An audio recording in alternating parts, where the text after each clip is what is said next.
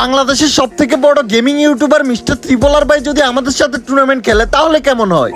আর ওই টুর্নামেন্টে শুধু মিস্টার ত্রিপলার ভাই না, মিস্টার ত্রিপলার ভাই সহ টোটাল ছিল 12টি বিবেসের স্কোয়াড। সিস্টেম পার দেंगे। আর আমি যদি বলি ওই টুর্নামেন্টে মিস্টার ত্রিপলার ভাই আমাদের হাতেই মারা খাইছে, তাহলে চলো আর কথা না বাড়িয়ে আমরা চলে যাই ডিরেক্ট আমাদের ম্যাচে। এই ফাইটটা দ্রুত ক্লোজ করা উচিত মিস্টার ট্রিপলারদের। মিস্টার ট্রিপলাররা সাফিনকে এখানে নক দিয়ে দেওয়া হবে এবং যে ফাইটটা তাদের হতে পারতো, বেশি টাইম ওয়েট করার কারণে এখন তারাই বিপদে পড়ে গেল। ব্যাকআউট তাদের করতে হবে। গেমিং সিয়ামরা কি তাদের চেস ডাউন করবে কিনা? মিস্টার ট্রিপলার বিপদে পড়তে পারে।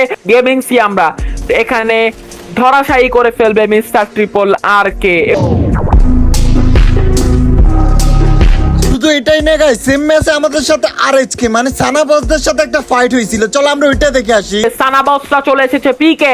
মিকোর কাছে উডপেকার এবং উডপেকারের খুবই দুর্দান্ত প্লেয়ার সে, আমরা সবাই জানি।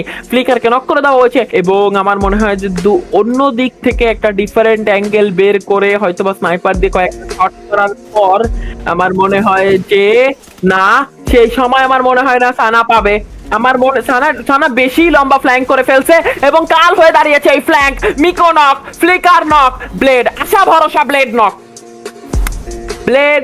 নক এবং মানে এতটা দূরেও মানে আসা দরকার বলে আমার মনে হয় না। খুবই একটা বাজে ডিসিশন সানার সাইড থেকে। তোকে যেখানে সানা বস আমাদেরকে মারতে এসে ওদের একটা ভুল ডিসিশনের কারণে ওরা উল্টা আমাদের হাতেই মেরে খেয়ে যায়। আর এই ম্যাচে আমাদের স্কোয়াড এত পরিমাণ ভালো খেলে যেটা বলার বাইরে। কে ফেলা যেতে পারে গেমিং সিয়ামরা।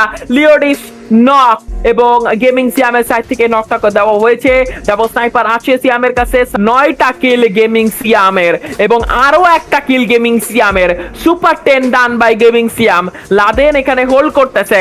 হাজারির সাইড থেকে boom headshot. Hazari just spot করলো, জাম্প করলো। ওইখানে হাজারির নকটা দেওয়া একটু মানে এরকম ছিল না, হাজারি নক দিবে, বাট এখানে হাজারি নক দিয়েছে। মাহফুজের সেফটি নক। মাহফুজকে এখানে আরো একটা হেডশট কানেক্ট করতে হবে। এখানে নিলয়ের রাশ MP40 নিয়ে নিলয় এখানে রাশের জন্য চলে যাচ্ছে। অনলি ওয়ান পিছন থেকে এখানে নিলয়কে নক দিয়ে দেওয়া হবে। টিবিএম লিডার সামনে আছে। Woodpecker versus woodpecker, headshot connect করতে হবে। নিচে দুইটা প্লেয়ার এখানে নক হয়ে পড়ে আছে। স্কাইলারের ইউজ আমরা দেখতে পারো। প্লেয়ারগুলোর কিল ইজি পিজি কনফার্ম হয়ে যাবে। 12 kills for gaming Siam. Gaming সিয়ামের কাছে double sniper. TBM leader short রেঞ্জে আসতে চায়। সে যদি এই প্লেয়ারগুলোকে নক করতে পারে তাহলে সে সবগুলো প্লেয়ারকে হিল করে দিতে পারবে। 2v2 situation. Trogan versus Max 7। Trogan wins এবং ট্রগান দিয়ে এই নকটা দেওয়া হবে। শর্ট রেঞ্জে গেমিং সিয়ামের একটা প্লেয়ার ডাবল স্নাইপার।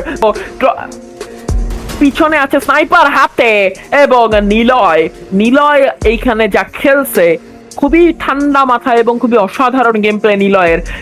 15 কিল গেমিং সিয়ামের। বুয়া একটা নেওয়ার পর অন্য লেভেলের গেম প্লে, অন্য লেভেলের ফর্ম, মানে যেন রূপ বদলায় গেছে এরকমই একটা গেম প্লে গেমিং সিয়াম দিচ্ছে।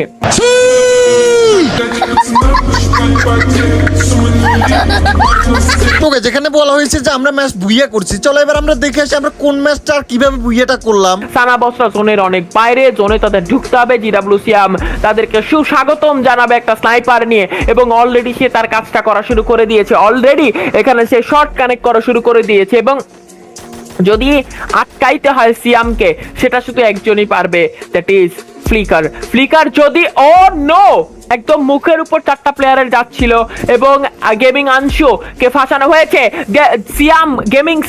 গেমিং হাসিব ভার্সেস জিডাব্লিউ সিয়াম এবং জিডাব্লিউ সিয়ামের স্নাইপার এবং নক গেমিং হাসিব এবং তার কিলটা কনফার্ম করে ফেলা হবে।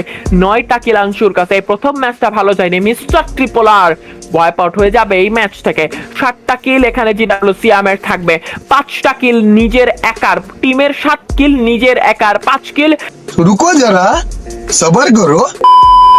টুর্নামেন্টটা আসলে আমার আইডিতে খেলছিল পারভেজ গেমিং মানে নাহিদ, যে আমার আইডিতে অল টাইম খেলে থাকে। সে অনেকটাই ভালো খেলে এবং ভালো স্নাইপিংও করে। তোমরা চাইলে ওর পেজটা ফলো করে দিয়ে আসতে পারো। এবং গেমিং সিয়াম রাইট সাইড থেকে স্নাইপার দিয়ে ফ্ল্যাঙ্ক করে কাজটা করে দিয়েছে। 2টা প্লেয়ারকে নক করে দিবে। কেউ স্পটই করেনি সিয়ামকে। তাসিন একা বেঁচে যাবে। তাসিনের কাছে উডপেকার। তাসিন এখানে সিয়ামের উপরে রাশ দেওয়ার জন্য যাবে, বাট মাহফুজ দূর থেকে AC-80 zoom in zoom out করেই কাজটা করে দিবে। লাস্ট জন 4টা প্লেয়ার শুধুমাত্র আছে আমাদের গেমিং সিয়ামের কাছে 12 লল গেমার নক পিছন থেকে পারফেক্ট থার্ড পার্টি একটা ছিল এবং বিপদে পড়ে গেল 12 লল গেমাররা। আবিরের কাছে ব্যারেল থাকবে এবং ZX ওয়ারলো এখানে চেষ্টাটা করেছিল ট্রগান দিয়ে, বাট সেটা হলো না। গেমিং উইথ সিয়ামের 13টা কিল, সে ফুললি লুটেড সিয়ামরা। প্রথম শট, দ্বিতীয় শট, প্রথম নক গেমিং সিয়ামের। এবং রোমানকে আমরা দেখতে পারবো, রোমান অলরেডি আগের দিনকে একটা ক্লাস আমাদেরকে উপহার দিয়েছিল। হাজারিকে নক করা হয়েছে, হাজারিকে নক করা হবে, 2 হাজারি ব্যাক টু ব্যাক যাবে এবং তাদেরকে নক করা হবে। But Mahfuz the saviour and the first booyah goes two gaming সিয়াম। নিজের 9 কিল, নিজেই এমভিপি, নিজেই লিড করেছে টিমকে। অসাধারণ স্নাইপার শটস আমরা গেমিং সিয়ামের সাইড থেকে দেখতে পেয়েছি এবং মাহফুজ পারফেক্ট সময় খুবই ভালো একটা ফিনিশ সে এনে দিয়েছে নিজের টিমের জন্য।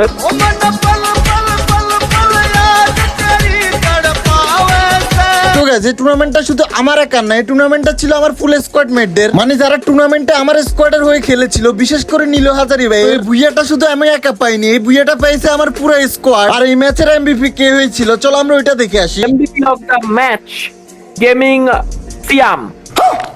তো guys, আজকের মতো এই পর্যন্ত। এই সবাই ভালো থাকবেন, সুস্থ থাকবেন, আল্লাহ হাফেজ।